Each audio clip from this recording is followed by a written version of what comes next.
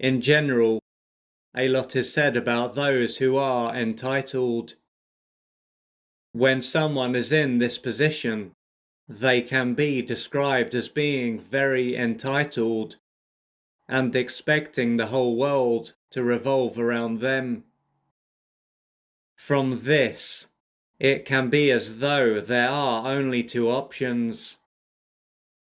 Either someone is entitled and will behave in a negative manner, or they are not entitled and will behave in a positive manner. Based on this, being entitled will be a bad thing, and not being entitled will be a good thing. However, what if it is not this black and white? What if there is an unhealthy and healthy sense of entitlement? When it comes to the latter, it will be what will allow someone to meet their needs. It will provide them with the sense that they deserve to have their needs met and to be treated well, for instance. At the same time, this doesn't mean that they will just expect what they want to drop into their lap. No, what it means is that through having the sense that they are entitled to having their needs met, they will do what they need to do to meet them. As for being treated well, if they are not treated well, they are not going to demand that this changes. What they will do is make it clear when a certain type of behavior is not acceptable, and if this doesn't change, they will draw the line. On the other hand, when someone doesn't have a healthy sense of entitlement, they are not going to believe that they deserve to have their needs met, or to be treated well, for instance. Therefore, even if they do take action and don't simply expect their needs to be met, they are unlikely to get very far. And if certain needs are met, they can experience a sense of discomfort, as they won't feel worthy. Consequently, they can both consciously and unconsciously do what they can to change their life to how it was before. From this, it is clear how important it is for someone to have a healthy sense of entitlement. Without this, their life will be full of frustration, struggle, and misery, and it will be normal for them to be deprived. Now, after learning about these two types of entitlement, someone could see that they don't have a healthy sense of deserving.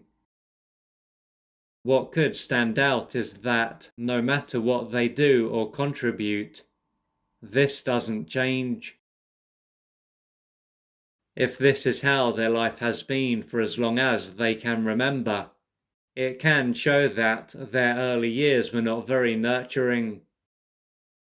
This may have been a time when their mother and perhaps their father were emotionally unavailable and out of reach.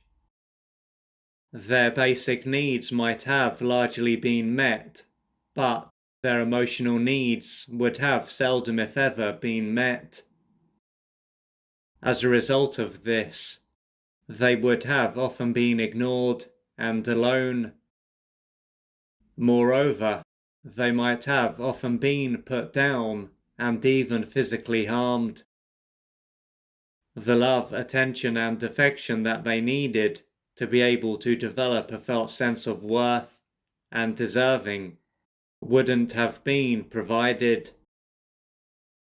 Most likely, their parents had also been deprived during their formative years and simply couldn't love them.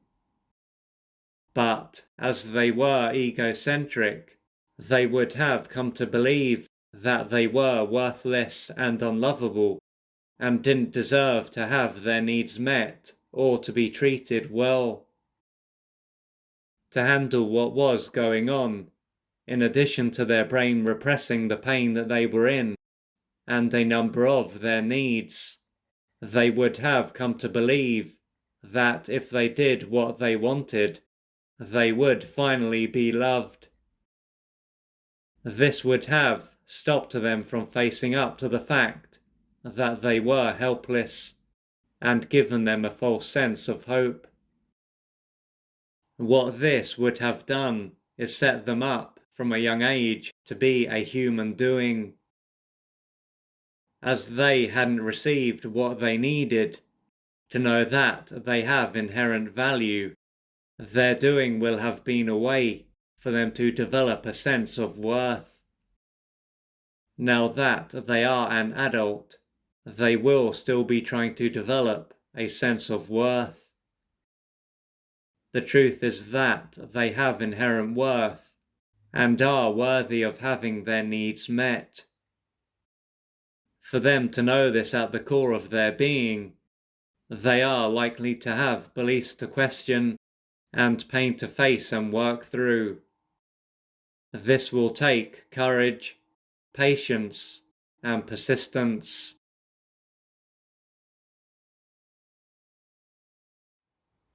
If you would like to find out more about the services that I offer, please go to www.oliverjrcooper.co.uk or email me at info@oliverjrcooper.co.uk, and I'm looking forward to assisting you on your journey.